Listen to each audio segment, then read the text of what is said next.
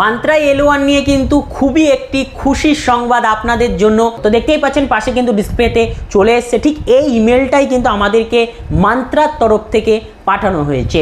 ইমেলটি কিন্তু সম্পূর্ণ হিন্দিতে। তো চলুন আমরা ইমেলটা আগে বাংলাতে কনভার্ট করে নিই। তো দেখতেই পাচ্ছেন ইমেলটা কিন্তু বাংলাতে আমরা সম্পূর্ণরূপে কনভার্ট করে নিচ্ছি। তো দেখুন এখানে আদার MFS 110 ডিভাইস আপডেট, আপনার দর্শকের জন্য গুরুত্বপূর্ণ তথ্য সরাসরি মান্ত্রা থেকে পাঠানো হয়েছে কিনা কিভাবে জানবেন। তো দেখুন এখানে যখন আমরা মান্ত্রা সফটের এইখানে কোন ইমেল থেকে ওনাদের এসে সেই ইমেলে ক্লিক করছি, আপনারা কিন্তু দেখতে পাচ্ছেন মান্ত্রার সরাসরি অফিসিয়ালি ইমেল থেকে কিন্তু আমাদেরকে মেল করা হয়েছে। তাহলে বুঝতে পারলেন যতক্ষণ না AUA বা KU এর তরফ থেকে কোনো নোটিশ দেওয়া হচ্ছে ততক্ষণ পর্যন্ত কিন্তু L1 ডিভাইস আপনি ব্যবহার করতে পারবেন।